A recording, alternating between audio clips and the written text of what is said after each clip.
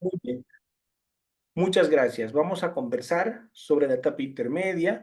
Gracias a todos los participantes por haberse unido. Este sábado en la noche creo que es muy importante verlos juntos porque esto me hace pensar pues que se toman en serio la capacitación. Gracias por ese detalle. Gracias, Edson, Jacqueline, por conectarse con sus cámaras, porque para mí es muy importante verlos también, porque hacer una ponencia y ver a mis participantes es especialmente grato. Así que a todos los que me puedan hacer el honor de prender sus cámaras, yo voy a estar muy complacido. Por favor, gracias a todos los que lo pueden hacer. Veo que varios ya están intentando activar sus cámaras. Excelente. Así vamos a tener una sesión más provechosa, más interactiva.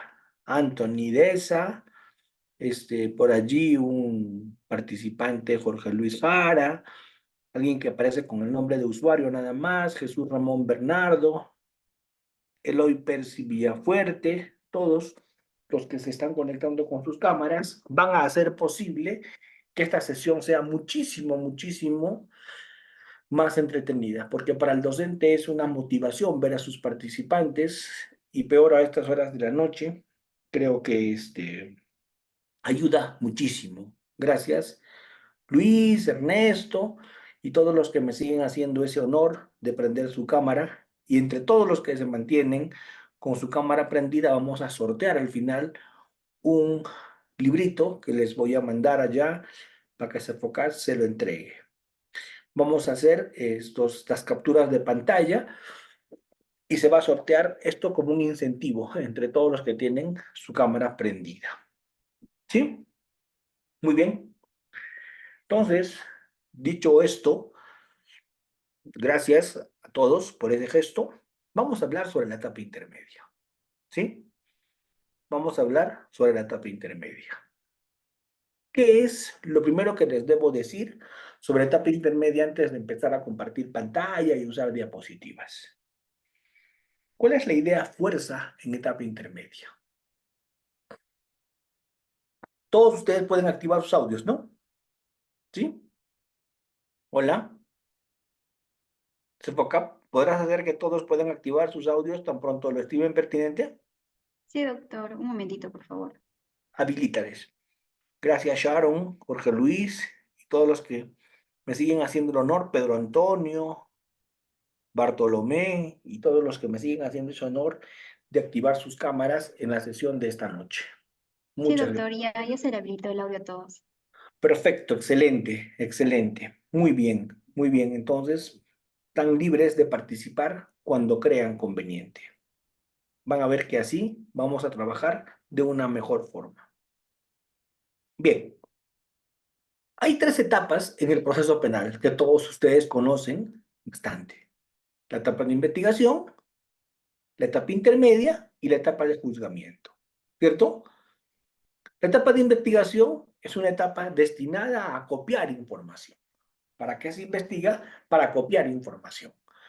Esa información se acopia de testigos, de peritos, de documentos, de objetos. Y cuando esa información se acopia, con esa información se trata de reconstruir lo que pudo haber ocurrido, ¿no? Siempre que se investiga, se mira el pasado. Jamás cuando se investiga, se mira el futuro, ni menos el presente, ¿cierto? Cuando se investiga, se mira el pasado. Y el pasado, creo que es una utopía decir que se descubre. El pasado jamás se descubre. Pasado es pasado.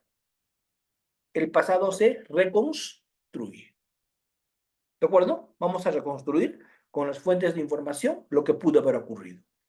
Y a esa reconstrucción con las fuentes de información de lo que pudo haber ocurrido, cuando esa reconstrucción concluye, se le llama teoría del caso. ¿De acuerdo? Explicación de lo que ocurrió. Se le llama teoría del caso. Muy bien.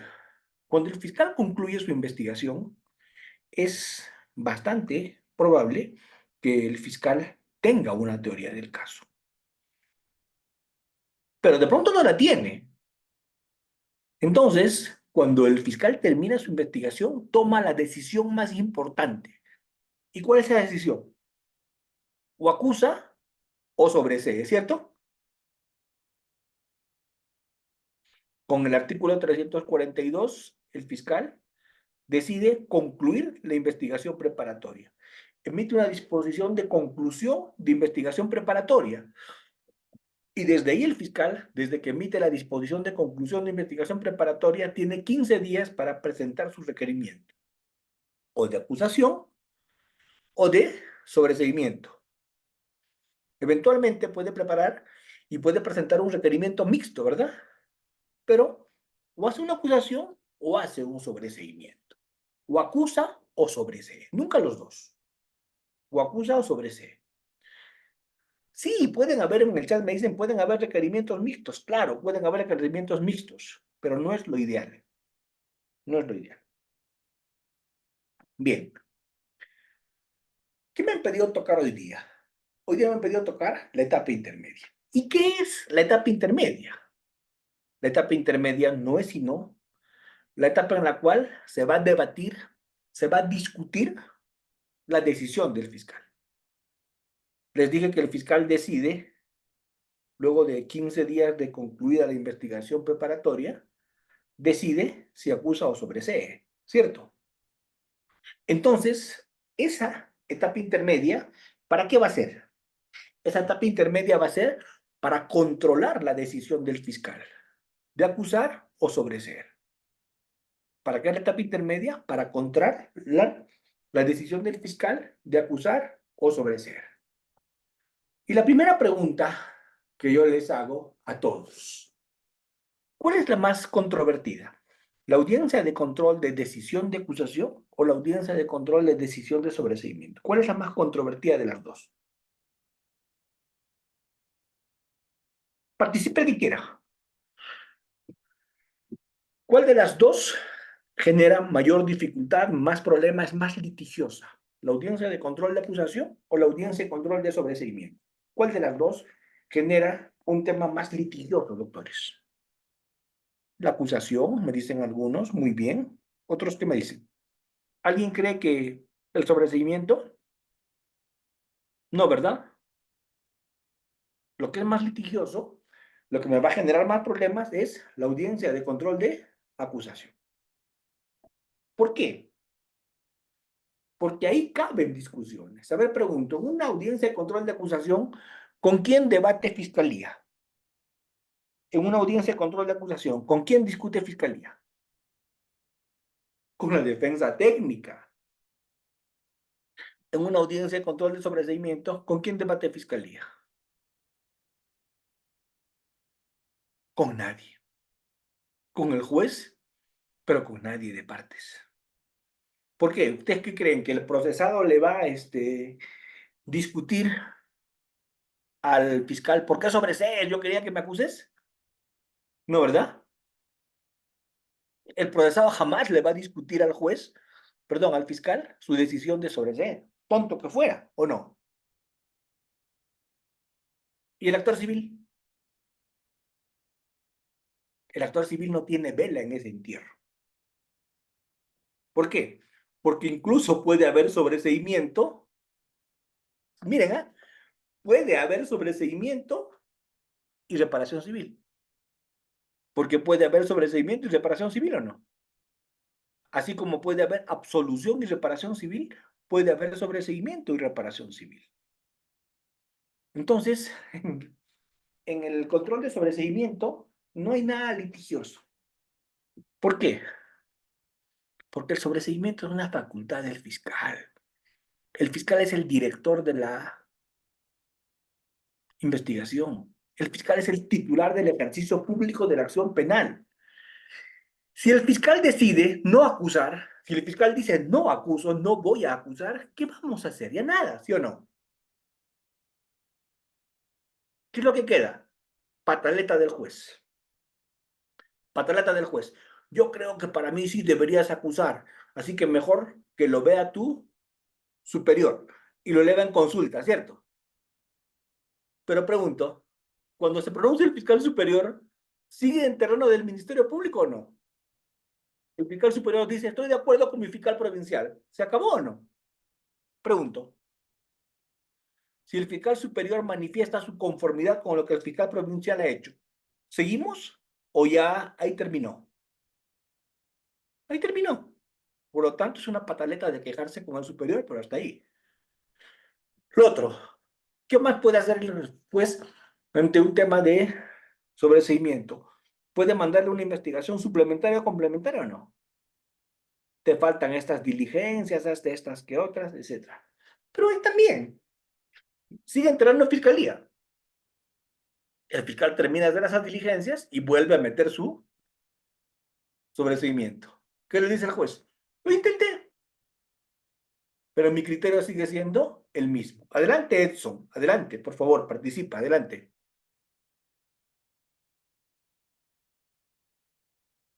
Estás con audio, entiendo.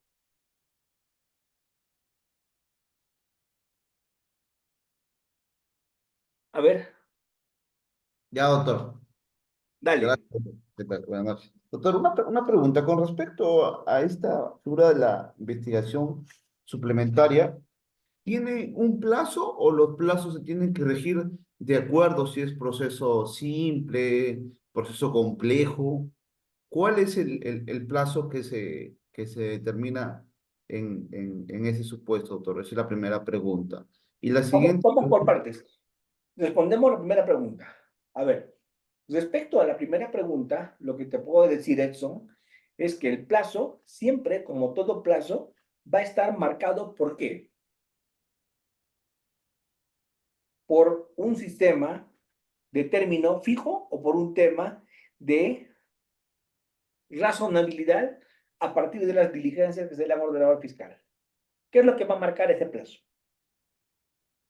por la diligencia, por un tema de razonabilidad, el Por tiempo. supuesto, por un tema de razonabilidad de las diligencias. Le pueden poner 10 días, le pueden poner un mes, le pueden poner 3. Pero cuando se hace un control de plazos, ¿qué es lo que se mira? ¿El plazo fijado o lo razonable y cómo va la cadencia de la investigación? Lo razonable. Claro. De eso se trata. Vamos con tu siguiente pregunta. Sí. Doctor, usted tiene mucha experiencia como fiscal. ¿Ha visto casos, por ejemplo, cuando el fiscal solicita el tema del sobreseguimiento, el juez acepta el sobreseguimiento, pero yo he visto un caso de Azul Rojas, creo, es un caso de Trujillo, de un tema de un casito de violación, en Que la llegó cual a la Corte sí, Interamericana. y otra Corte Interamericana, todo, y me parece que aperturaron proceso penal a esos policías, todo eso. Pero han habido otros casos, porque creo que el tema de la nulidad de oficio en el auto de sobreseimiento, o hay poco de eso. Y ahí está. A ver, vamos. Acá hay varias cositas que tenemos que tener en cuenta. A ver, primero quiero tu opinión, Edson. A ver, ¿qué opinas tú? Para que todos escuchen tu opinión. En realidad tenemos un tema que es la cosa decidida y cosa juzgada, ¿no? Entonces, que ya no se podría revivir. Bueno, yo tenía ese concepto que ya no se podría vivir porque es un tema ya de cosa juzgada, ¿no? Ya el Poder Judicial emitió esa resolución que declara fundado el tema del sobreseimiento, ¿no? Pero después, haciendo un análisis ya de conformidad con los tratados internacionales y declara internacionalmente culpable, ¿no? Al Estado peruano por la violación de estos derechos a esta persona, ¿no? Y de oficio creo que sea el tema de la nulidad y se llevan a cabo diligencias, a lo que recuerdo, doctor. A ver, vamos a definir varias cositas. Cuando el fiscal abre investigación, ¿cierto? Preliminar, puede archivar el caso.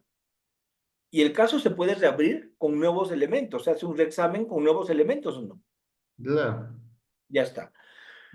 Si el fiscal archiva por atipicidad, tal vez ya no se pueda reabrir. ¿Por qué? Porque el fiscal ha dicho que eso no es que le faltan elementos, sino que el tema es atípico, ¿cierto? Muy bien. Ahora, ¿qué pasa si el fiscal formaliza investigación preparatoria? Si el fiscal formaliza investigación preparatoria, ya no puede archivar y reabrir. Si el fiscal formaliza investigación preparatoria, o acusa o sobresee. Y ese sobreseimiento, si es firme, queda cosa juzgada. ¿Se entiende? Sí, sí. Ese sobreseimiento es cosa juzgada. Ahora, ¿qué pasa si mañana, cuando ya el tema está sobreseído con calidad de cosa juzgada, aparece la prueba? Un misterioso platillo volador aparece y deja caer, ¿cierto? Vía abducción a la inversa, el video donde se ve todo lo que pasó. En 7D que manejan los extraterrestres. Pregunto, ¿se puede reabrir o ya no? ¿Qué opinan? ¿Se puede reabrir o ya no?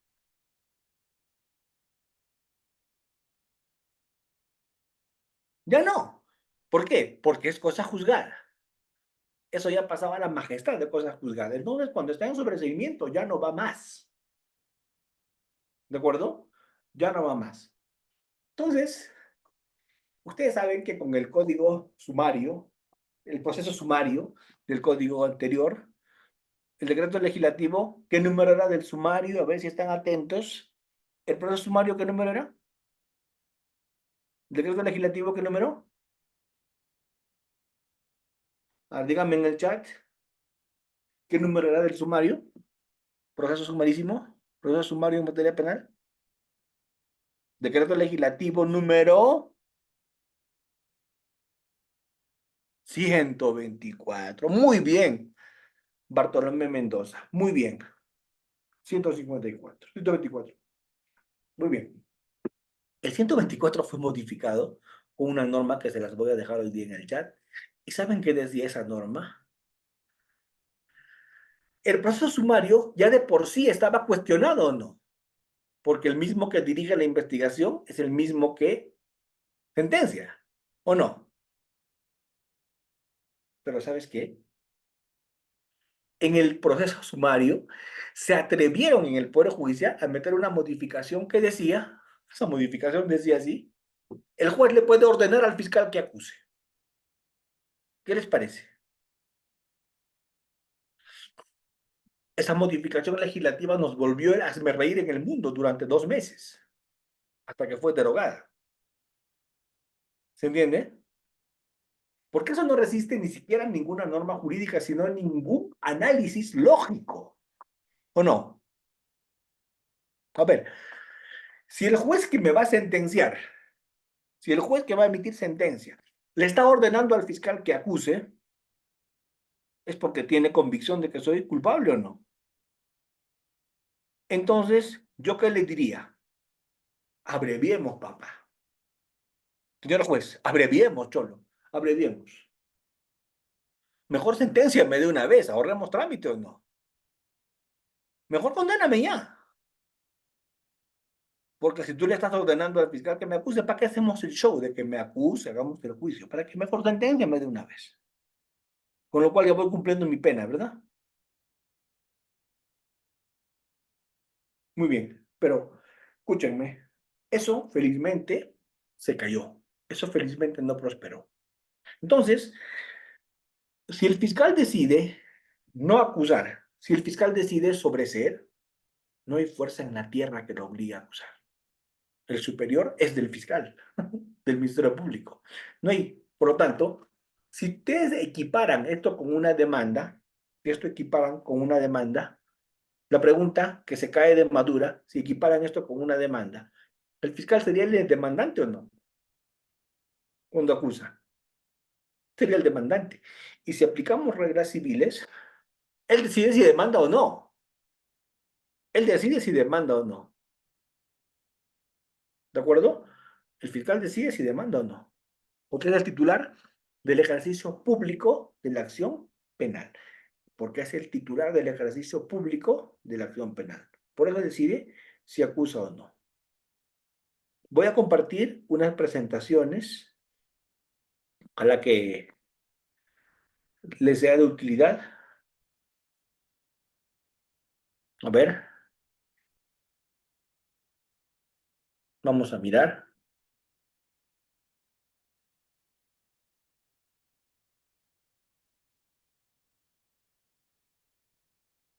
Sí, vamos a hablar ahora de la acusación. ¿Se ve?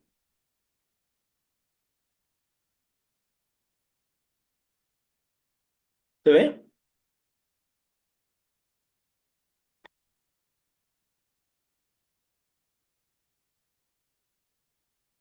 Ahora,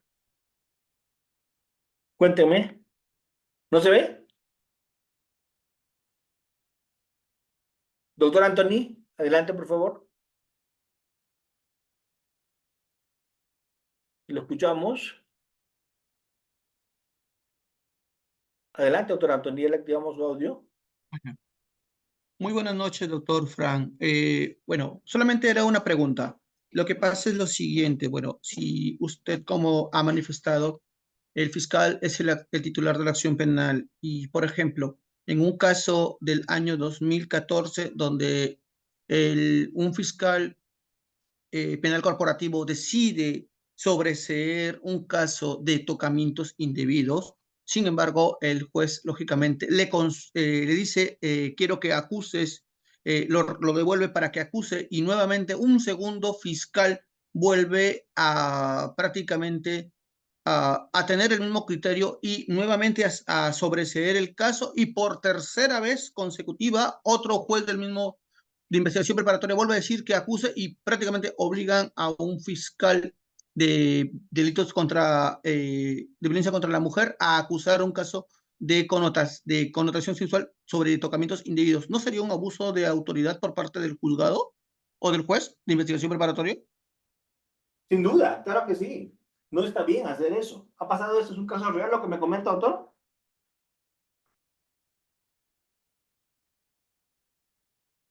Te pregunto, ¿es un caso real lo que me comenta? Doctor, ¿me escucha? ¿Es un caso real lo que me comenta? Le pregunto.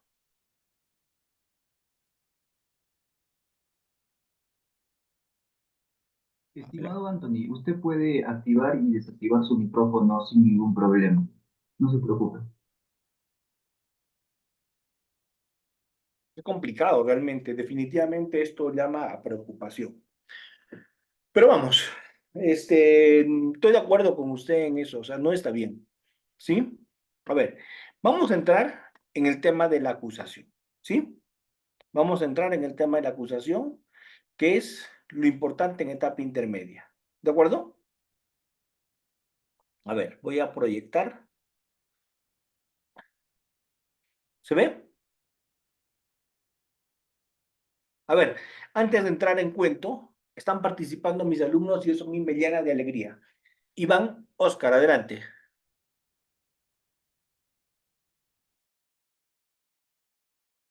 ¿Te escuchamos, Iván? Y luego Jorge Luis Jara. Iván, no te escuchamos. Qué pena, no te escuchamos. Mientras arreglas tu audio al doctor Jorge Luis Jara. ¿Me escucha ahí? Ahora sí. ¿Sí? Sí, ahora sí. Adelante. Ya, doctor, muy buenas noches. Primeramente, felicitarlo por su ponencia.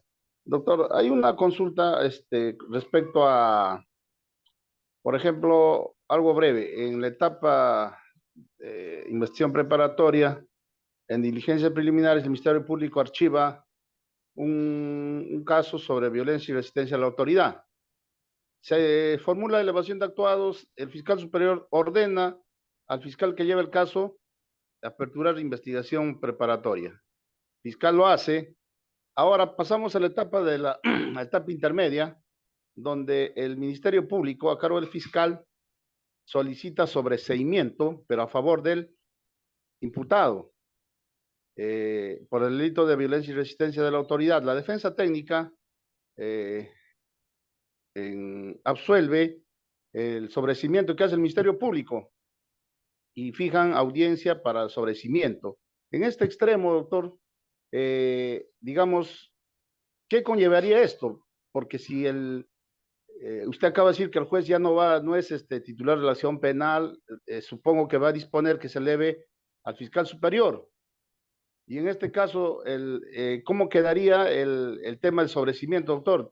Si bien es cierto, estamos hablando del delito de violencia y resistencia a la autoridad. y el fiscal está sobreseyendo al imputado, pese de que dentro de los documentos probatorios existe pues un reconocimiento médico legal que es 5×10. Eso es el casito, doctor.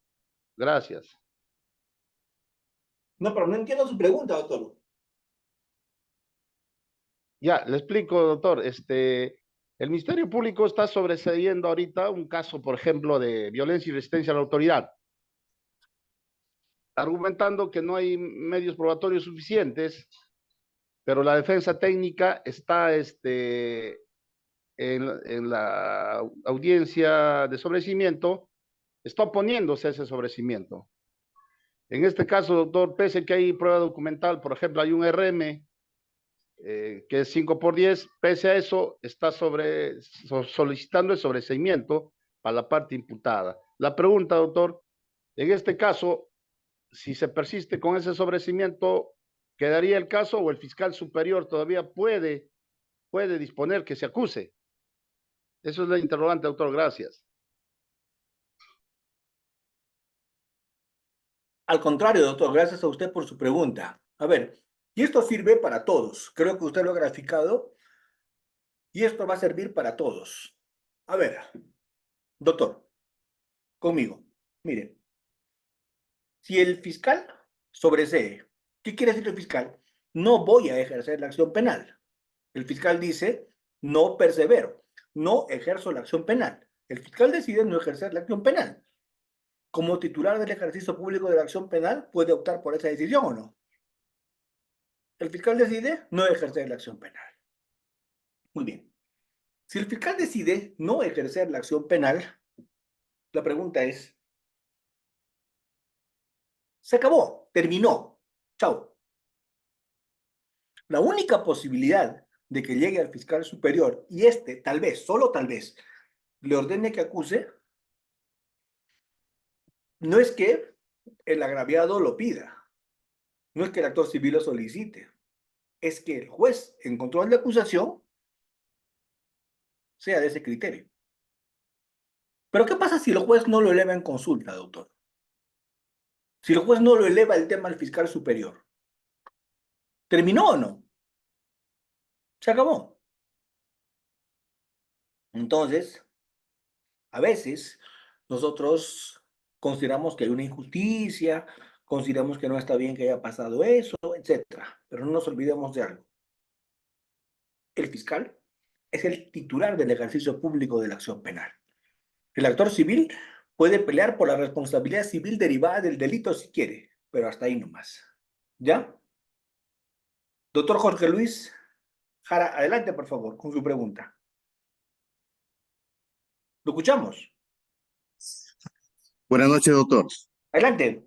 Mi inquietud iba por el tema del sobreseimiento que indicaba pues, que es un tema cosa juzgada, ¿correcto? ¿Cuál es su sentir como fiscal en el caso de, como usted lo ha mencionado, aparezca un nuevo elemento de convicción y demuestre pues todo lo contrario que no es objeto de sobreseimiento? Hemos visto que a lo largo del desarrollo de estos años, el decantamiento de este tema del derecho procesal penal como que absorbe ciertas figuras del derecho procesal civil, ¿no? Entonces, ¿por qué no pensar en el derecho procesal civil existen las figuras pues de la nulidad de sentencia, nulidad de cosa juzgada fraudulenta? ¿Por qué no utilizar alguna figura? Porque por eso le decía cuál es su sentir como fiscal ante el hecho de que aparezca un nuevo elemento de convicción y ya sea una cosa decidida. ¿Qué es lo que piensa usted de esto? A ver, muy interesante su pregunta, doctor. En civil, la cosa es muy distinta que en penal. ¿Por qué? Porque en civil estamos discutiendo patrimonio. ¿De acuerdo? En penal no. En penal estamos discutiendo libertad. Es más, en el Perú, cuando discutimos una acusación, se supone que la libertad de una persona está en peligro, ¿o no? Cuando discutimos sobreseimiento, se resuelve el sobreseimiento, que es cosa juzgada y equivale a una sentencia. Pero, ¿qué pasaría si mañana hay un nuevo elemento, como usted dice, algo pues completamente importante?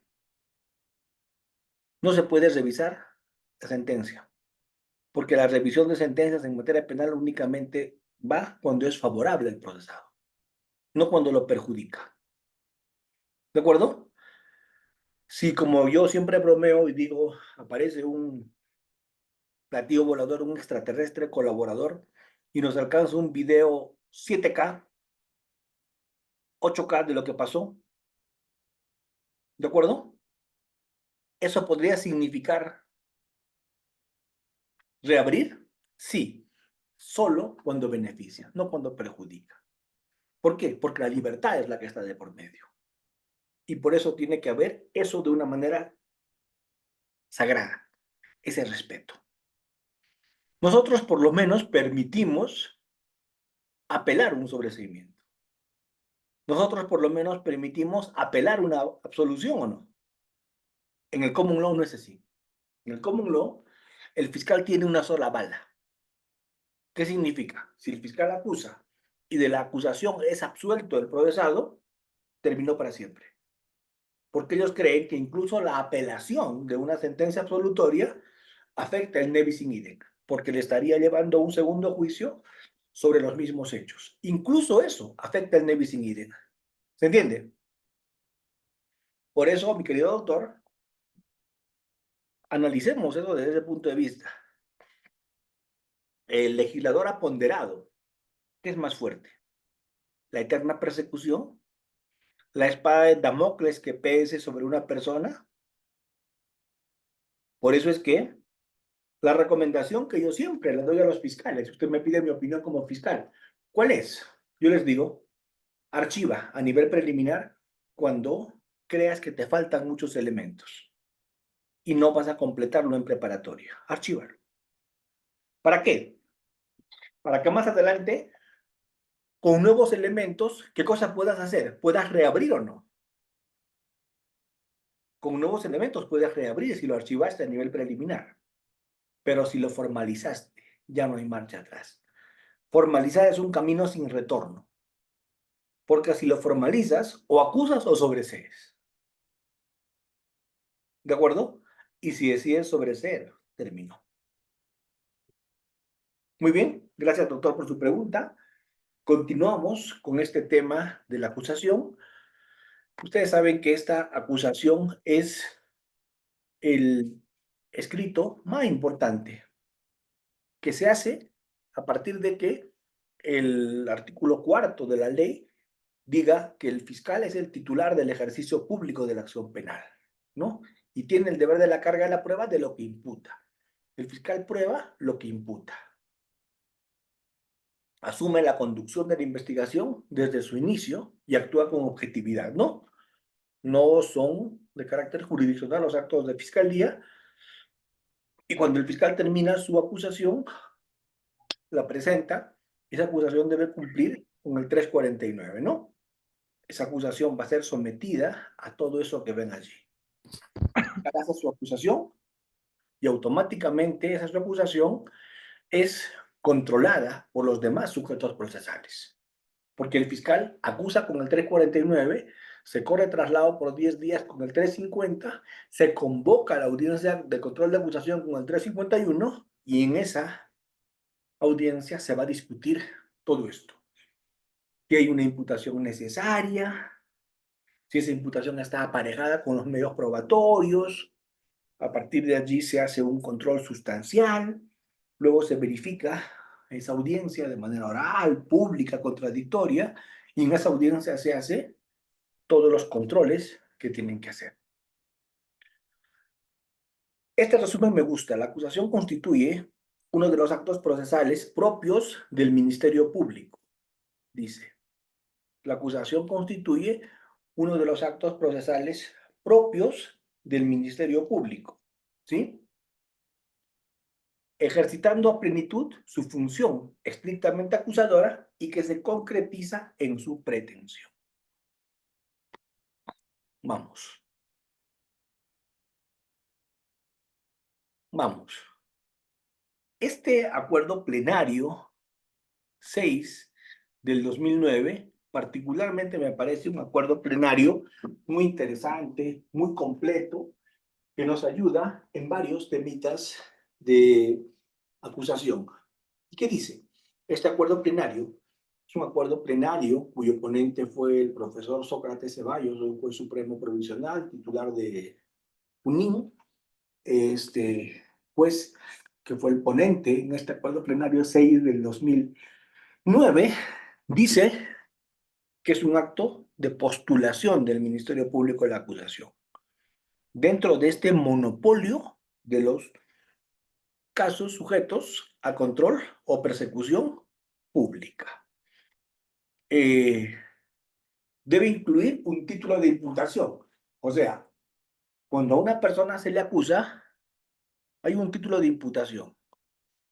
Y ese título de imputación es, o eres autor directo, o eres autor mediato, o eres coautor, o eres cómplice primario, secundario, o de pronto instigador. Cuando se acusa alguno de esos títulos de imputación, se le tiene que poner a una persona. Claro, la calificación no es inamovible, la calificación es movible. Puede haber calificación alternativa, subordinada. El mismo juez en la audiencia se puede desvincular de la calificación. Eso es un detalle menor. Lo que no puede es cambiarse el núcleo fáctico, el núcleo duro fáctico. Ese núcleo duro fáctico es absolutamente imposible de modificarse. ¿Cierto? Ahí sí dije la congruencia. Entonces, esta acusación tiene un título de imputación, una calificación provisional, se tiene además la aplicación de la ley penal que corresponda, ¿sí? Y el grado de autoría y participación. Este acuerdo plenario que tanto estamos discutiendo, 6 del 2009, establece todas las posibilidades que hay cuando se hace una acusación escrita. Se corre el traslado, con el 350, la defensa tiene toda una gama de posibilidades para cuestionar tanto de manera formal como de manera sustancial la acusación. ¿De acuerdo? Tanto de manera formal como de manera sustancial la acusación. ¿Sí? Este control de acusación está en mérito a qué? A lo que el mismo fiscal postuló. Lo que el fiscal postuló es lo que puede acusar. Sobre solamente lo que se formalizó, se puede acusar. No se puede acusar respecto de lo que no fue materia de formalización. ¿Sí? Ese control va a estar sujeto a lo que el juez disponga. Ese control va a estar sujeto a lo que el juez indique por naturaleza formal y sustancial que va a tener ese control. De los controles formal y sustancial, el control más complicado porque puede generar el sobreseimiento es el control sustancial. El control formal es un control de subsanación, de verificación. El control sustancial es el primero que vamos a discutir, ¿sí? Pero antes, ¿les parece, doctores, si paramos 5 minutitos? ¿Sí? ¿Ya? Ya, doctor. Paramos Gracias. 5 minutitos Está bien, doctor, está bien. y luego continuamos, para que no digan que les hago surmenage viernes en la noche, ¿ya?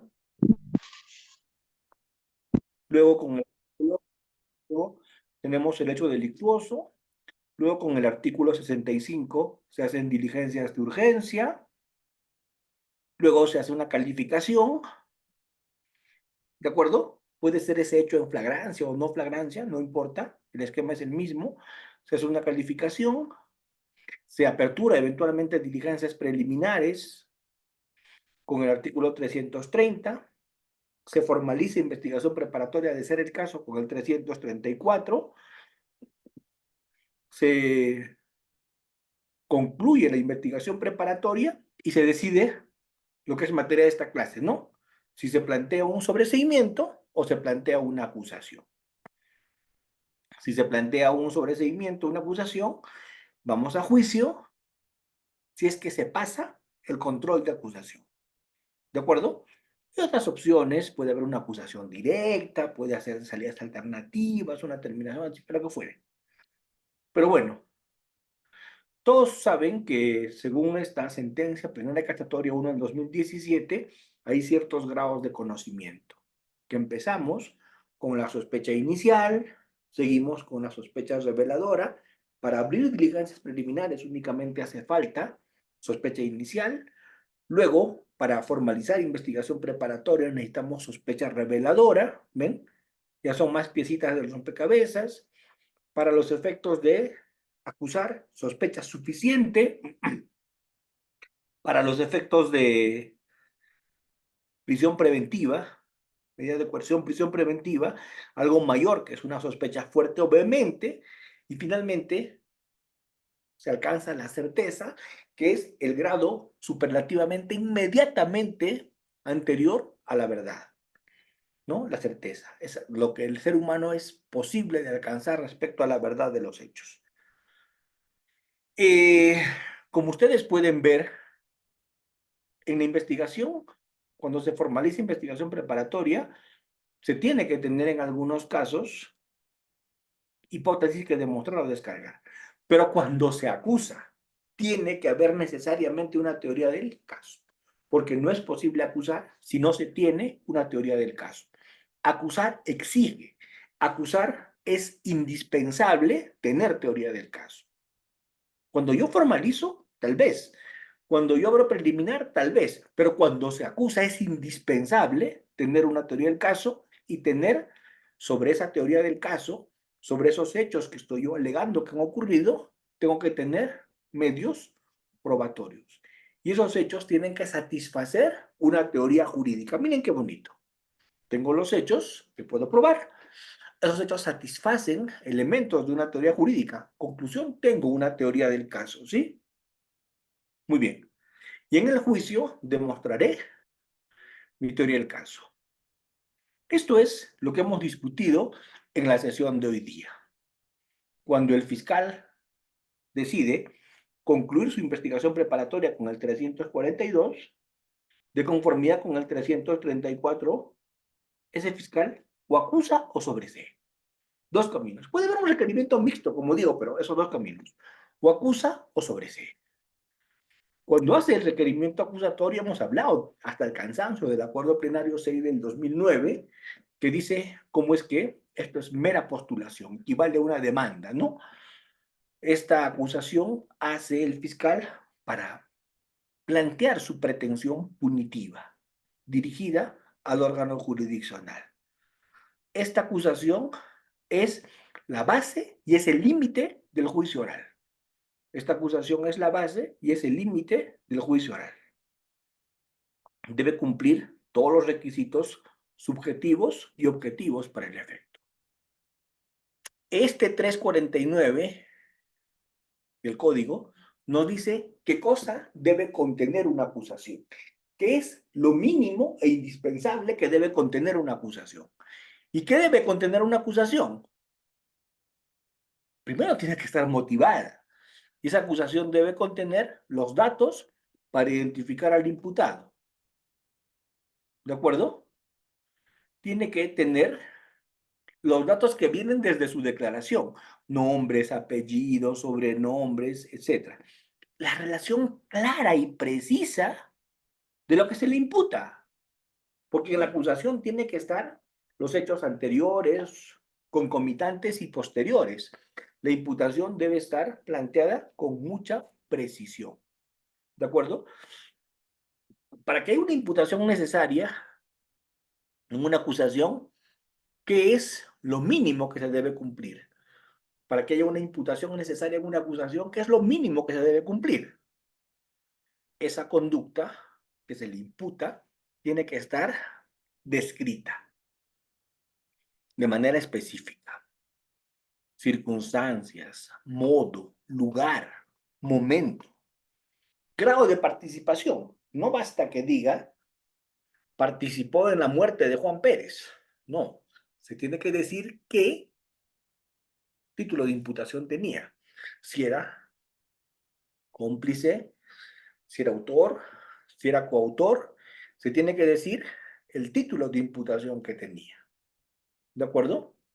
Además, todos los elementos de convicción que avalan esto. Se tiene que poner uno a uno todos los elementos de convicción que van a avalar esto. ¿Sí? Y además, la calificación jurídica que, como les decía, en la primera hora es normalmente provisional. Es normalmente provisional. Este artículo 349 se lo tienen que conocer muy bien. ¿Por qué? Los que son fiscales, ¿para qué hagan su acusación con esto? Y los que son abogados, para refutar a fiscalía, para decir qué debió tener la fiscalía y no tiene. Este 349 es el artículo principal para el control de acusación. ¿Por qué? Porque a partir de acá se tiene que precisar todo lo que el fiscal no es que si quiere, tiene que cumplir. Elementos de convicción, participación que se le atribuye, circunstancias modificatorias de responsabilidad, etc. Ya les dije, debidamente motivada, ¿cierto? Y acompañarse una lista de testigos, una lista de documentos, que es lo que se va a pedir que se admita.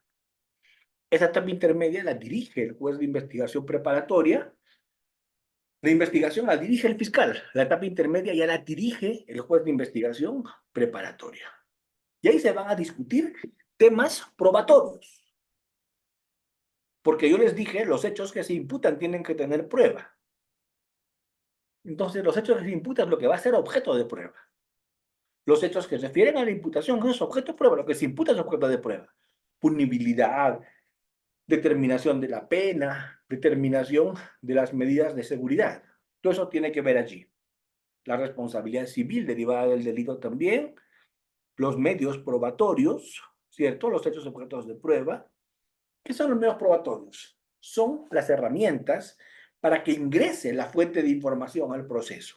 La fuente de información, ya les dije, es lo que nos genera conocimiento, donde nace, surge, brota, emana el conocimiento, son las fuentes de prueba, y de esas fuentes de prueba es que se va a realizar, se va a hacer el traslado al juez a partir de los medios probatorios. Los medios probatorios son esas herramientas, esos instrumentos para trasladar la información al juez. ¿Sí?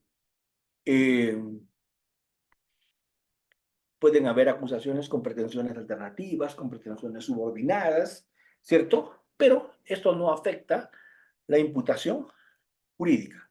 Esto es definitivamente sujeto a lo que prácticamente vaya a pasar en el juicio. Muy bien. También se tiene que mirar en etapa intermedia todo lo que tiene que ver con el personal y las medidas de coerción, ¿cierto? Ahí se tiene que mirar. ¿Por qué? Porque se tiene que poner por mandato expreso 349 si subsisten las medidas de coerción, ¿cierto? Y que se tiene que discutir respecto a las mismas. No se olviden que cuando se acusa, todo el original se va al Poder Judicial, la carpeta en original, para que de ahí se forme el expediente judicial con lo que se ha ofrecido y emitido como medio probatorio, pero toda la carpeta se va al Poder Judicial y el fiscal se queda simplemente con copias y así como la carpeta auxiliar. Muy bien. Cuando ya se presentó la acusación, se corre traslado de la acusación. Y cuando se corre traslado de la acusación, lo que va a pasar, cuando se corre traslado de la acusación, lo que se va a realizar es una gama de posibilidades que el artículo 350 establece respecto de lo que fue materia de acusación. Miren ese cuadrito. Yo me quito de la imagen para que ustedes vean ese cuadrito.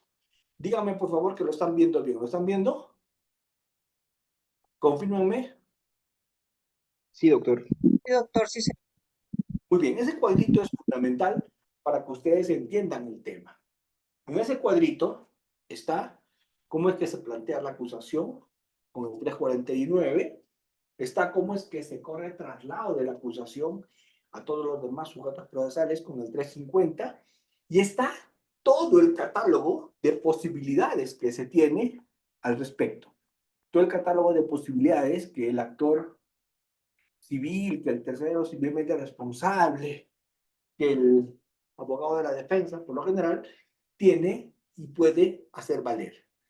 Todo ese catálogo está allí, en ese cuadrito que ustedes tienen a la vista. Allí está el orden, todo lo que se puede plantear respecto de la acusación. ¿Ven? Observar por defectos formales, deducir excepciones, decidir respecto de medidas de coerción, pedir el sobreseimiento, instar criterios de oportunidad, ofrecer pruebas para el juicio,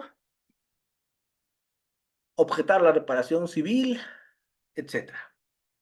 Edson, adelante, por favor, te escuchamos.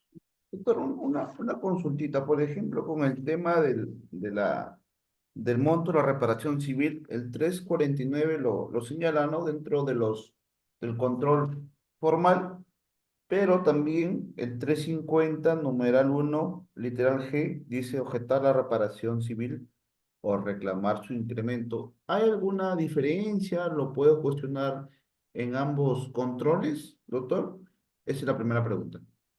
Lo que pasa, Edson, es que, mira, si tú lees el artículo 11, léete el artículo 11 Del del penal. Código Procesal Penal.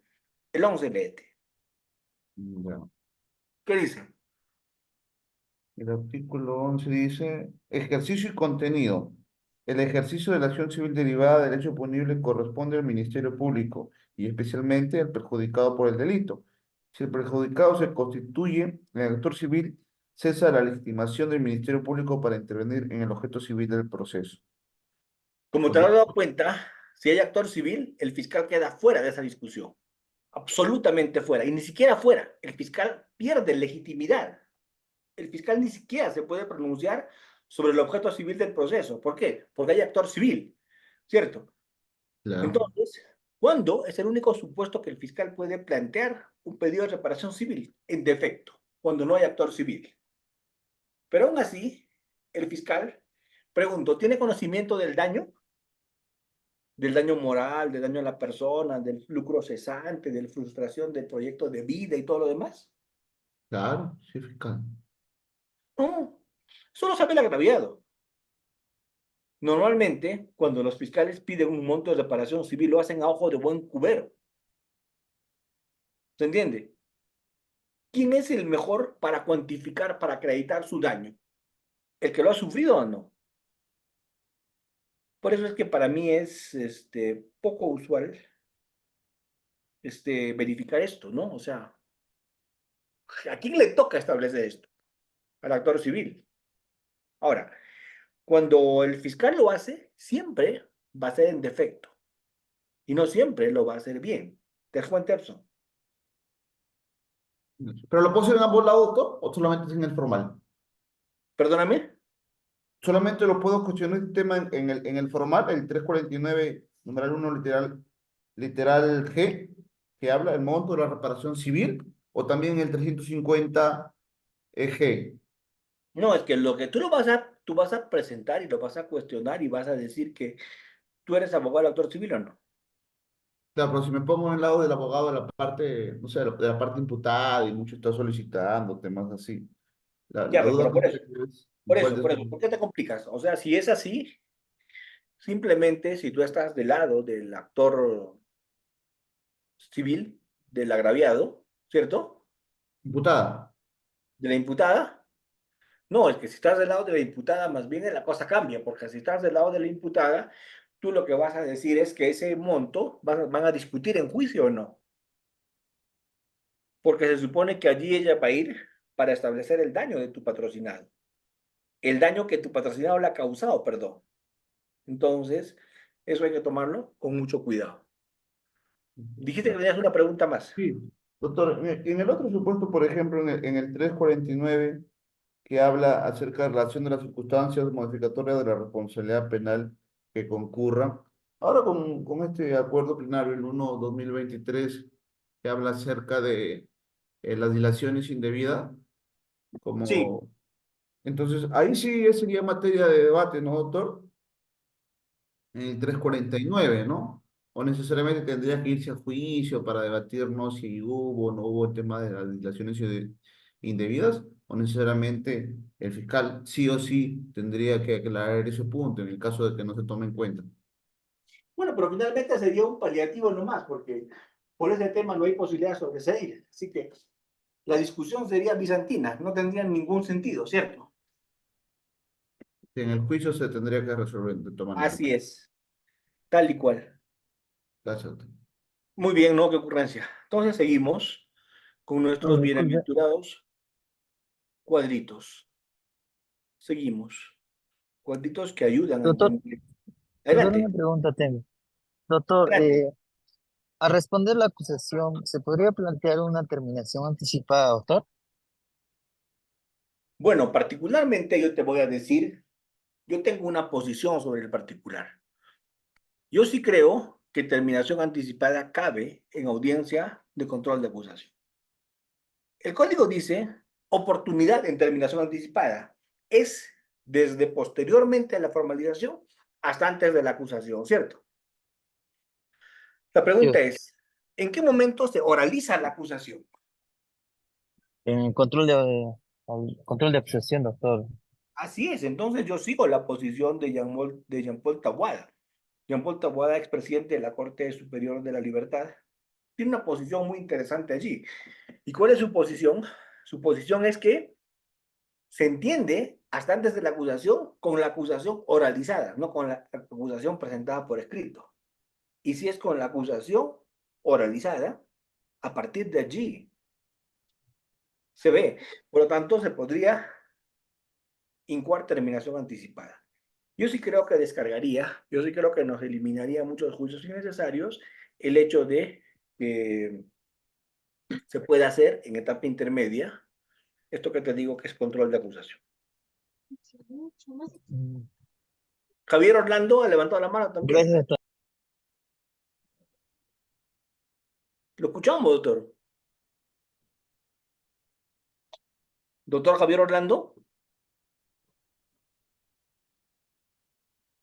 Entonces, doctor, la terminación anticipada podría verse también antes de que se realice la acusación. Podemos entenderlo de esa parte, ¿no?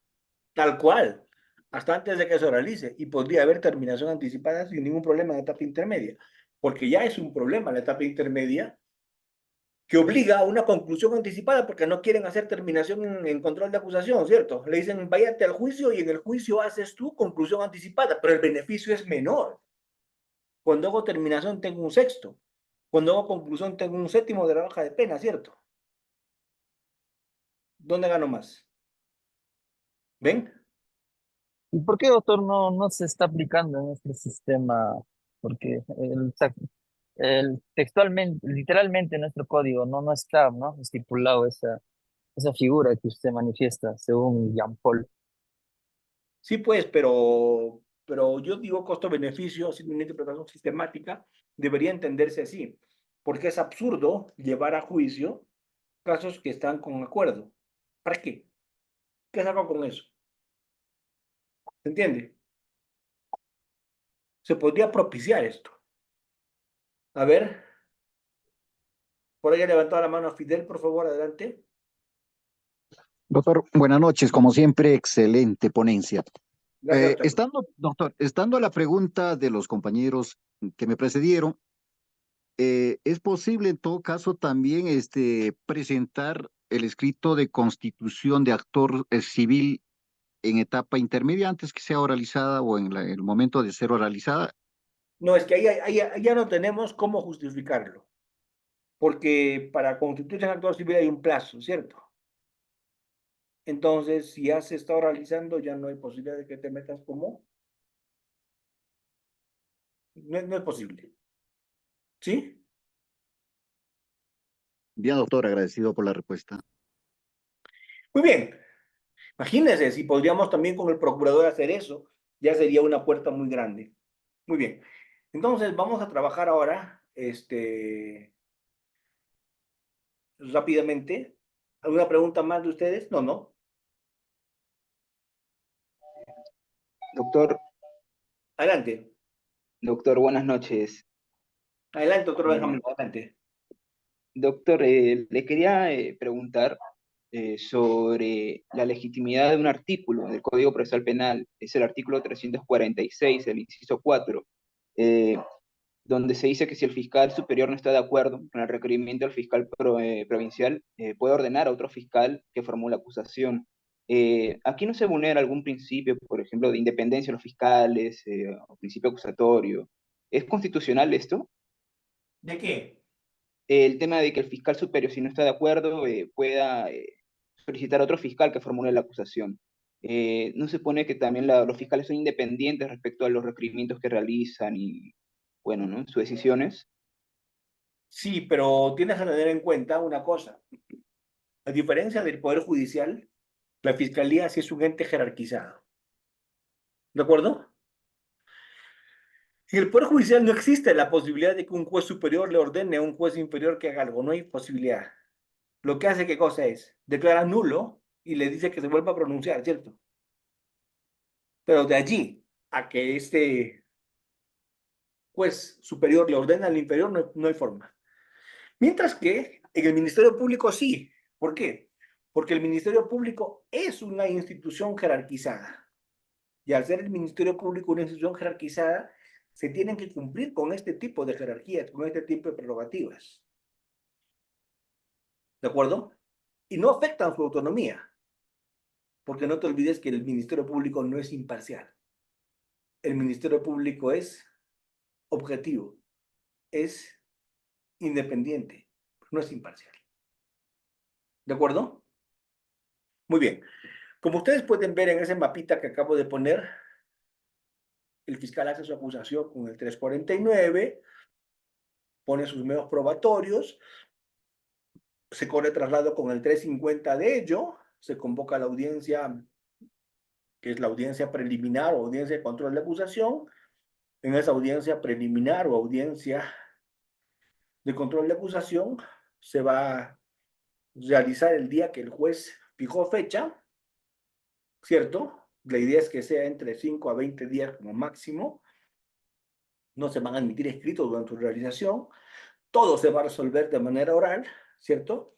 Y la fiscalía puede motivar, puede modificar, aclarar su decisión, ¿sí? Si es que se lo devuelven, si es que se lo regresan.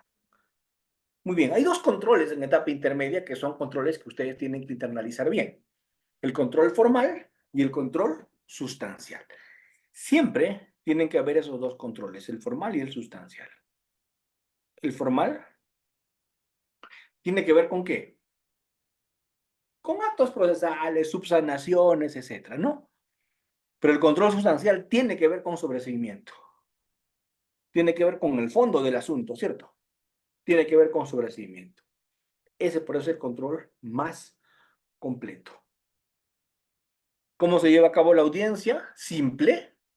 El juez instala la audiencia, el fiscal oraliza la acusación, oraliza las observaciones y pedidos, el imputado oraliza también sus observaciones y pedidos, y a partir de allí se resuelve dictando acto de enjuiciamiento, emitiendo acto de citación a juicio, ¿cierto? Que es el auto con el que se va a trabajar. ¿Qué excepciones se pueden plantear? Naturaleza de juicio, improcedencia de acción, que antes se llamaba naturaleza de acción, cosa juzgada, amnistía, prescripción. Si se declara fundada cualquiera de estas, chao. La única que así se declara fundada continúa es la de naturaleza de juicio, porque lo único que se logra con esa excepción es darle una sustanciación distinta a la que ya tenía. ¿Sí? Esas son las decisiones que normalmente se aportan en una audiencia de control de acusación. Esas son las decisiones. Puede devolverle la acusación, resuelve medios técnicos de defensa, puede decidir el sobreseimiento, ¿cierto? Y puede darse todas las normas relativas a admisión de medios probatorios. Les había dicho que ante un requerimiento acusatorio incluso se puede plantear un sobreseimiento. Puede ser que se acuse, pero al final se sobresea.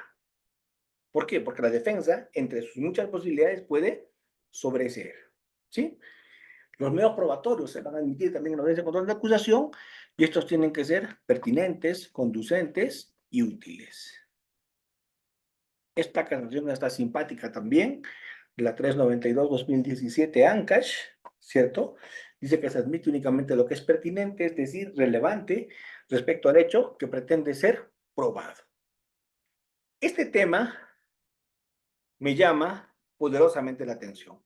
Diría, hasta me preocupa, porque existe un casi nulo uso en el Perú de convenciones probatorias. Existe un casi nulo uso de estipulaciones, de convenciones probatorias, lo que genera una dilación indebida de los procesos, porque yo pregunto, ¿qué necesidad de que un médico legista, qué necesidad de que un testigo X esté concurriendo cada vez? ¿Qué necesidad? Si es que, además, lo que ha aportado, nadie lo controvierte. Si lo que ha aportado nadie lo controvierte, ¿para qué hacemos ir al perito a las demás audiencias? Es como que no tiene sentido. Entonces, una tarea que está pendiente es propiciar convenciones probatorias, acuerdos sobre hechos, porque además son vinculantes para el juez, ¿cierto? Entonces, hay que evaluar por qué es que estas convenciones probatorias sobre hechos no se están aplicando mucho. Doctor Jorge Luis Jara León, adelante. Sí, respecto de la convención probatoria, por ejemplo, de las pericias, me han pedido en audiencias hacer convención probatoria y yo me he opuesto. Como táctica la defensa, y si no va el perito la próxima vez, eso a mí me conviene.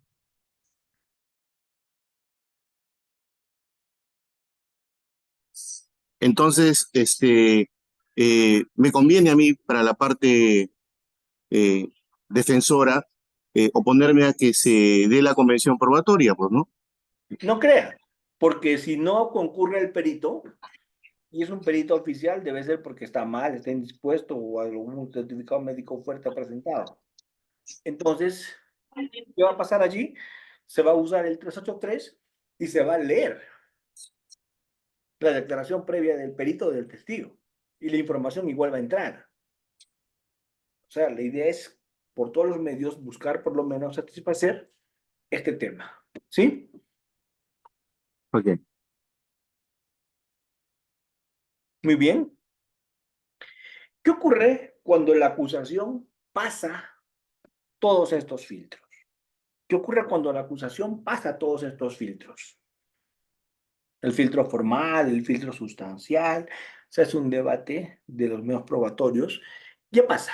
Lo que se dicta es el auto de enjuiciamiento, ¿cierto? Con eso ya entramos a la etapa del juicio, con el auto de enjuiciamiento.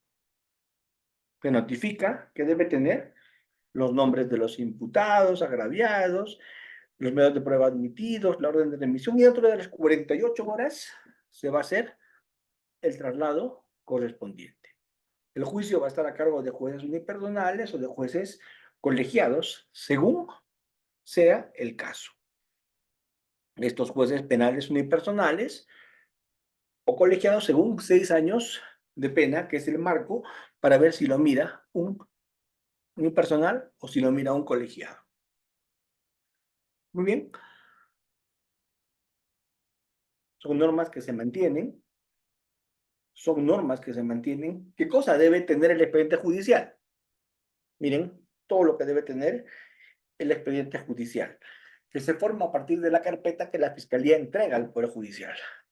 ¿Qué debe tener?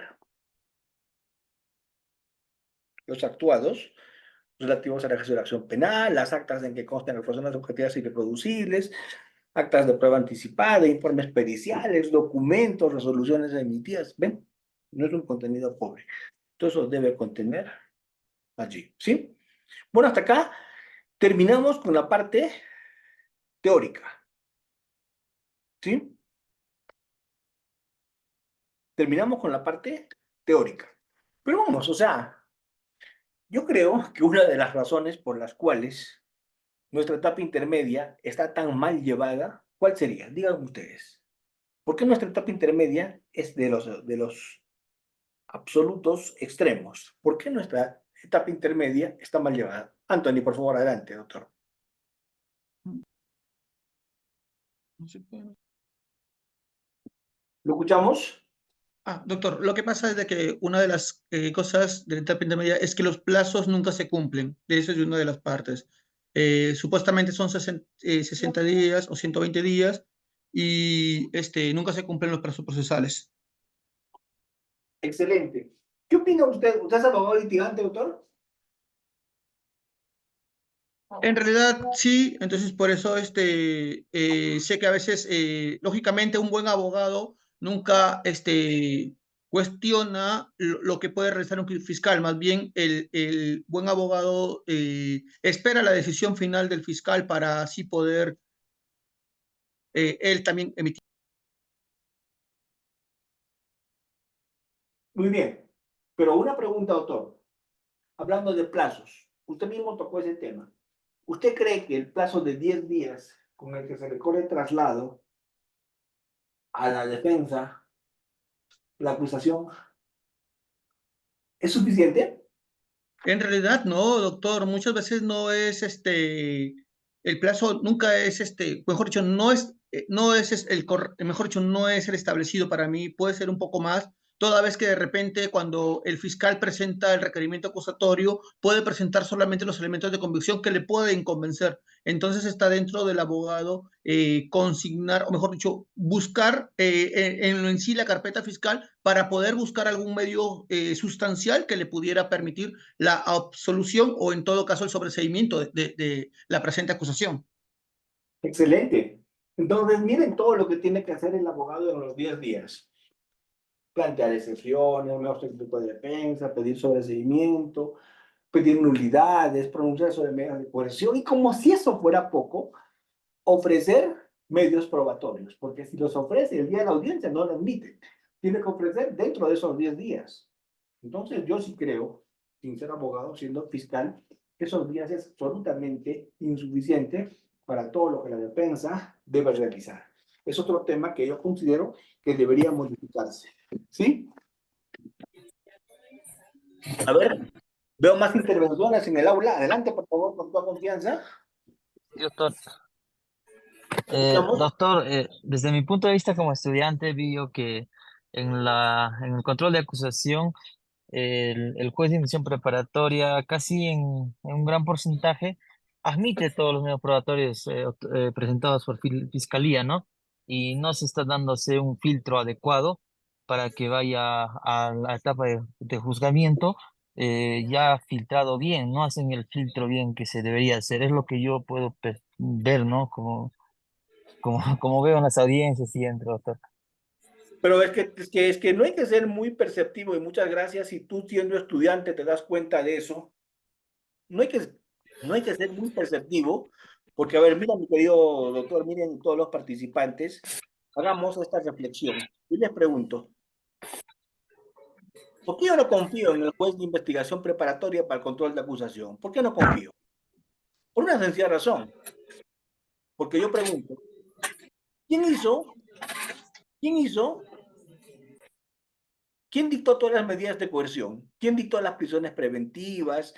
¿Quién dictó las detenciones preliminares, los órdenes de allanamiento? ¿El juez de investigación preparatoria o no? Sí. Entonces, adelantó criterio al mango. ¿Ustedes qué creen?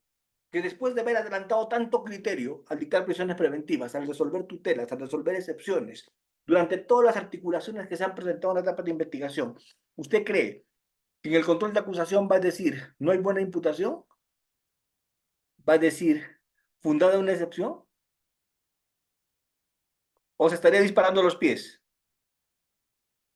Para mí, el juez de investigación preparatoria ya está súper hipotecado con el caso, con todo lo que ya resolvió. Y por último, no le interesa pues hacer un buen control de acusación. Porque quien se va a afectar con eso es el juez de juzgamiento. Entonces yo creo, y lo he dicho siempre en todos los foros donde yo voy, mucho mejor haría el control de acusación. ¿Quién creen? El juez de juzgamiento. ¿Por qué? Porque por lo menos este man no adelantó criterios, ¿sí o no? Doctor, pero se va a contaminar. Pues no seamos ingenuos. Si hay expediente judicial, si hay expediente que se forma, ¿ustedes creen que ese juez no le echó una miradita ya? Y adelantó criterio, pues, o sea, ya tiene idea del caso. Entonces, yo creo que lo óptimo sería que haya un juez que solo se dedique a hacer controles, pero no tenemos el presupuesto. Pero mientras tanto, ¿quién de los dos haría mejor el control de acusación? ¿El juez de investigación preparatoria o el juez de juzgamiento? Este juzgamiento, doctor. Yo también lo creo. Gracias por participar. Doctor, buenas Doctora noches. Eloy Pérez, adelante.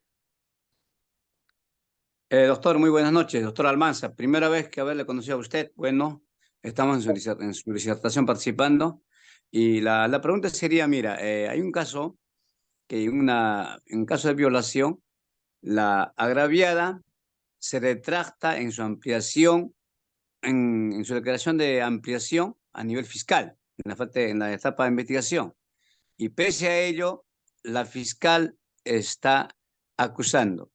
¿Cuál sería su criterio, doctor? Muchas gracias. No, al contrario. Yo creo que estas retractaciones son para tomarlas con pinzas. Los acuerdos plenarios siempre dicen que estas retractaciones pueden verse por presión familiar, etcétera, etcétera, etcétera. Entonces, que haya una retractación no significa per se que no haya delito, porque pueden haber algunos temas que no han sido tomados en cuenta. ¿De acuerdo? Entonces, esta retractación no es escrita en piedra, ¿cierto? Puede tener Claro, muchas razones. sí, Y es más, pues, porque, doctor, y también dice, ¿no? La agraviada, supuestamente le pone el fiscal que la metió un combazo en la cabeza. Entonces, en la cabeza ya hubiera muerto, pues, la agraviada, y tampoco la situación, el establecimiento, el lugar donde supuestamente se produjo la violación, tampoco no ayudan a investigar. Entonces, aquí entonces está una situación bárbaro, una postulación, una acusación, pues no tiene acorde, ¿no? Entonces estamos en esa etapa batallando con la fiscal. Ahora vamos a ver a qué puerto llegamos. Muchas gracias. no, al contrario, muchas gracias. Muchas gracias, doctor. Adelante, Gianmarco.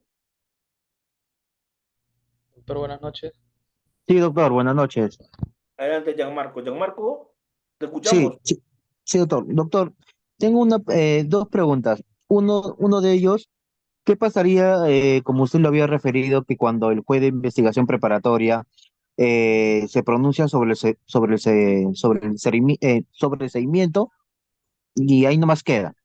Sin embargo, si la parte agraviada se ha constituido como actor civil, ¿cómo quedaría el pago de la reparación civil? Porque hay jueces que ni siquiera se pronuncian.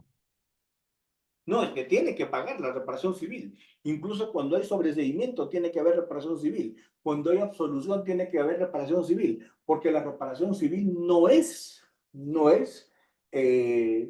accesoria de una condena. Puede haber absolución y fijarse reparación civil. Puede haber sobreseimiento, fijarse reparación civil. Porque, como les digo, la reparación civil no es accesoria a una condena. No es que solo cabe reparación civil cuando hay absolución. No, cuando hay condena, cuando hay absolución, en todos los supuestos puede haber reparación civil. Correcto, doctor. Doctor, y disculpe, mi segunda pregunta era con respecto a la prueba. Si bien es cierto, usted nos proyectó las pruebas, ¿no? Entre ellos, ¿cómo yo puedo determinar si una prueba ha sido obtenida, de manera ilícita? Depende, pues, doctor. Si usted verifica cómo se obtuvo, tendrá que mirar si se ha respetado derechos fundamentales, el contenido esencial, ¿no? Imagínese, de repente los videos han sido tomados sin autorización, de pronto pueden haber situaciones de ese tipo, a partir de las cuales usted pueda hacer valer su derecho.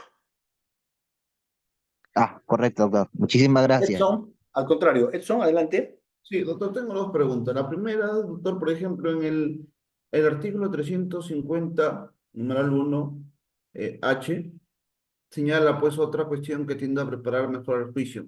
¿Qué se entiende por ello y qué se puede plantear en ese supuesto? Esa es la primera pregunta. No, que se tiene que mejorar, se tiene que preparar mejor el juicio, eso es lo normal, de eso se trata. ¿Cuál es tu duda ahí? Claro, o sea, porque he escuchado, por ejemplo, de que alguno dice que se puede plantear una tutela de derechos, exclusión de pruebas ilícitas, temas así, ¿no? Entonces, esa era la duda que tenía. Sí, pero ¿qué cosas propones tú? O sea, esa es la duda que tengo, ¿no? De repente hay un abanico que no está en el propio código, ¿no? Sino está quizás en la doctrina o en la jurisprudencia, y esa es la... Pero, ¿qué es lo que pretenderías? ¿Qué es lo que tú quisieras en el fondo? O sea, lo que yo tengo entendido, por ejemplo, es la exclusión de pruebas ilícitas, que ese es el 350 numeral, el 350 numeral 1, el H. Ya, pero ¿cuál es tu problema sobre el particular? Disculpa que no te entiendo. Allá, ¿qué puedo proponer? Yo, aplicando ese artículo, ¿qué más sobre exclusiones, por ejemplo, de pruebas ilícitas, qué más el abogado de la defensa técnica, en virtud de ese artículo, puede proponer en una audiencia de control de acusación? Simplemente la exclusión, por afectación al contenido de un derecho fundamental. Y lo que se va a discutir allí son simplemente si están las excepciones o no, y si se excluye o no. Porque ya el acuerdo plenario, no te olvides, 2 del 2010, dice que se puede plantear, perdón, 4 del 2010, acuerdo plenario 4 del 2010, dice que se puede plantear tutela de derechos para excluir prueba, ¿cierto? Entonces, y ahí te explica todo el mecanismo al respecto. Y esto se ha ratificado incluso en el acuerdo plenario sobre lo mismo 2 del 2012. Así que tranquilo por ahí esto, ¿ya? Y la siguiente pregunta, doctor, por ejemplo, hay un recurso que es poco utilizado, es en etapa intermedia, que es el recurso de reposición. ¿En qué supuesto, doctor, no sé si puedo poner ejemplos, se puede aplicar ese recurso de reposición en la etapa intermedia ante una decisión del JIC? No. O sea, hay una cosa, Edson, tienes que tener en cuenta algo. O sea, mira, cuando tú vas a plantear, como que le voy respondiendo también de paso a Jaime Araujo en el chat, me dice, ¿puede el procurador apelar una sentencia absolutoria sin cuestionar la pretensión civil, sino únicamente la pretensión penal? Absolutamente no. El procurador, Jaime, únicamente trabaja sobre ese tema, que es la reparación civil, el contenido civil del proceso. No puede cuestionar criterios de una sentencia absolutoria, no le toca. ¿De acuerdo? No le toca. Entonces, mira, ¿cuál sería tu perjuicio, Edson? No, sino que a mí me generaba una duda, doctor, porque en realidad pocas veces, bueno, en el poco tiempo que tengo como en la defensa, hacen eso los abogados, por eso que me generó esa duda, ¿no? Entonces, que se aplique el tema de la reposición. Entonces, tengo No, es conocimiento que la que... reposición es lo único que puedes plantear a veces en etapa intermedia, porque no te olvides que todas las denegaciones de admisión de medios probatorios no puedes impugnar. Sí, pues, es la duda que tengo, porque hay ciertos que sí están, como se llama, regulados en el código, ¿no? Aquello que se puede apelar, aquello que no se puede Así es, apelar. entonces lo único que cabe es la reposición allí. Ah, ya, doctor, ¿Ya? gracias. Ok. Doctor José Luis, adelante. A ver, estamos contra el tiempo. Les voy a pedir brevedad, concisión. Sí, doctor, más que una pregunta, comentario respecto de los filtros, eh, yo siempre lo equiparo con el proceso civil. Por ejemplo, el control de acusación, ¿no? En el proceso civil existe el saneamiento procesal y en el transcurso del desarrollo de la audiencia el saneamiento probatorio. Como dicen, he escuchado a los colegas, más que todo parece que es un saludo a la bandera, un paso en automático el control de acusación. Muy bien su comentario respecto de que debería ser el control de acusación el juez de juzgamiento, más no el juez de investigación preparatoria. Estuve en una cámara Gesell, a la menor se le preguntaba, ¿cómo te llamas? Y decía, me puso el pene en la boca. Y así sucesivas preguntas que no tenían nada que ver con la pregunta, siempre su respuesta era si no me puse el pene en la boca. Terminada la cámara Gesell, se apagaron los equipos y el juez dijo, bueno, yo ya tengo mi posición. Muy mal el investigado. Y inmediatamente nosotros nos miramos, pues, ¿no? Con la persona que estábamos, incluso con el fiscal, y efectivamente pidió la prisión preventiva. Yo sé que hacer algo en ese momento, no había grabación como para recusarlo, ¿no? Pero es una desventaja que sentimos los abogados, se lo digo.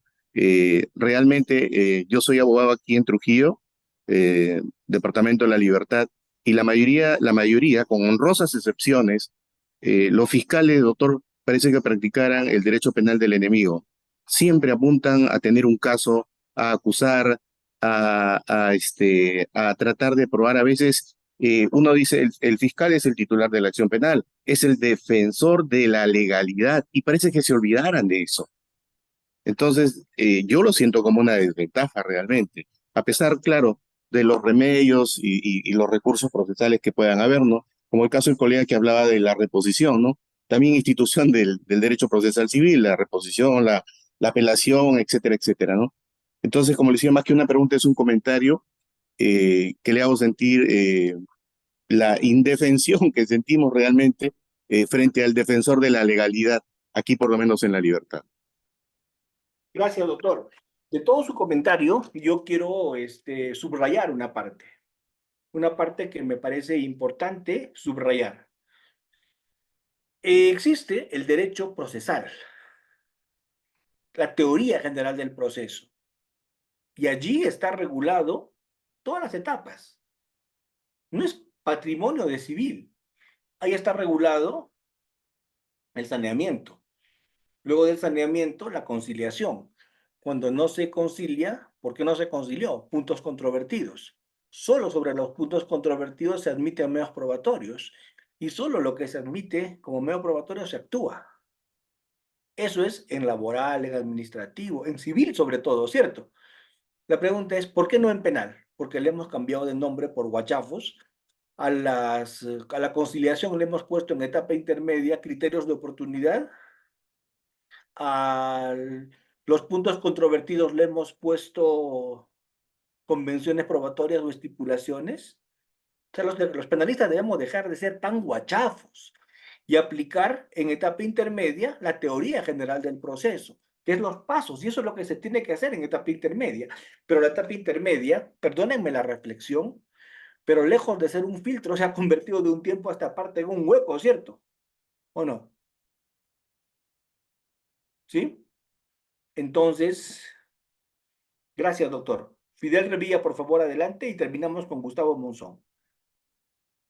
Sí, doctor. Para hacerle una pregunta en cuanto a la solicitud o el requerimiento de sobreseimiento por parte de la Fiscalía, doctor.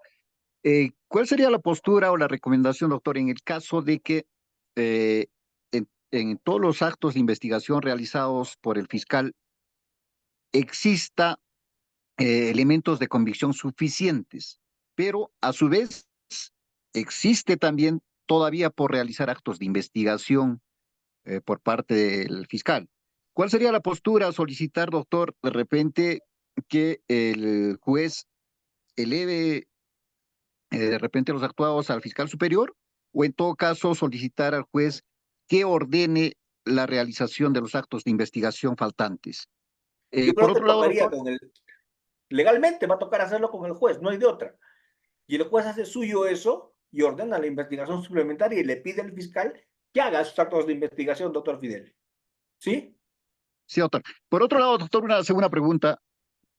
Solo en el caso de que el fiscal decida archivar en la investigación preliminar el caso, ¿no procedería, doctor, constituirse en actor civil? No. Necesariamente habría que pasar a la A la formalización de la investigación. formalización, así es, ahí es norma expresa y no hay ni siquiera posibilidad de lo contrario porque ni siquiera hay un pronunciamiento de la Corte Suprema que diga lo contrario. Muy amable, doctor. Gracias. Hasta luego. Y finalmente, con el doctor Gustavo Monzón, para liberarlos a todos ustedes y que se vayan a descansar, a celebrar este fin de semana, a tomar sus alimentos. Doctor Monzón. Hola, doctor, buenas noches, ¿qué tal? Le saluda Gustavo Monzón de aquí de Huacho. ¿Me escucha? Gracias, doctor, adelante. Sí, doctor. Bueno, actualmente soy asistente legal. Mire, es sobre un tema de sobreseimiento. Lo que pasa es que en su momento Fiscalía había solicitado, había formalizado la investigación preparatoria por 120 días, pero el fiscal se había excedido 2 meses más, o sea, 60 días más. Ojo que no lo había solicitado eso. Entonces nosotros presentamos un control de plazo. Al día siguiente que nosotros presentamos el control de plazo ante el juzgado, el fiscal remite el requerimiento de sobreseimiento al juzgado. Se lleva a cabo la audiencia y el juez dice, oiga, señor fiscal, yo considero que debe haber una investigación suplementaria, a pesar de que la parte agraviada no lo ha solicitado, ojo. Entonces, mi pregunta ¿es viable eso o usted qué considera que a pesar que el fiscal ha tenido 120 días para investigar, aún así se ha excedido 2 meses más, es posible que el jugador pueda solicitar una investigación suplementaria? A ver, para empezar, al fiscal no le toca pedir eso. Claro, no le toca pedir exacto, sí, sí. Ya, para empezar. El único que decide esa investigación suplementaria es el juez. Claro, exacto. ¿Ya? Entonces, creo que con eso el tema queda claro, ¿verdad? Sí, mi pregunta era, lo que pasa es que el fiscal ya se le había dado sus 120 días y aún así ha tenido 2 meses más que se había excedido. Entonces, el juzgado consideró que no se habían recabado los elementos necesarios para que pueda, pues, resolver, ¿no? Entonces, el juzgado dice, ¿sabes qué? No, yo considero que debe haber una investigación suplementaria. Ojo Sí, que pues, la parte agravada no lo había solicitado. pero sí lo puede hacer, porque no se olvide que el juez en el Perú es un juez que es el director de esa etapa de investigación preparatoria. El juez de investigación preparatoria es el director de la etapa intermedia. Puede Claro. hacerlo. La A pesar potestad que se la había tiene. excedido, esos No 2 meses, importa, ¿no? la potestad la tiene, porque no se olvide de una cosa. En el Perú, los jueces buscamos la verdad. No es como en otras legislaciones que se busca el debido proceso. El Perú es un proceso con la escuela de Michele Tarufo. Lo que se busca en el proceso es la verdad, no un debido proceso únicamente, la verdad. Y para encontrar la verdad, si cabe hacer una investigación suplementaria, cabe. ¿De acuerdo? Ok. Sí, excelente, doctor, muy amable, muchas gracias. No, al contrario, muchas gracias a todos ustedes. Ha sido para mí muy grato reunirme un sábado en la noche. Normalmente nunca dicto clases hasta las 9 de la noche los sábados, pero bueno, ha sido bastante llevadero. Espero que haya sido por lo menos interesante algunas cosas. Para mí lo ha sido mucho el interactuar con ustedes, escuchar sus planteamientos, escuchar la problemática. Para mí es muy enriquecedor. Muchas gracias y hasta otra oportunidad. Gracias, Evocado. Muchas gracias, doctor. Gracias, doctor Muchas gracias, doctor. Muchas gracias. Doctor, excelente ponencia, gracias. Gracias, doctor Almanza. Gracias, doctor. Muchísimas gracias a todos ustedes. Que estén muy bien. Gracias. Felicidades. Gracias, Muchas doctor. gracias, Buenas doctor. noches. Doctor, cuídese mucho. Buenas noches. Gracias, doctor.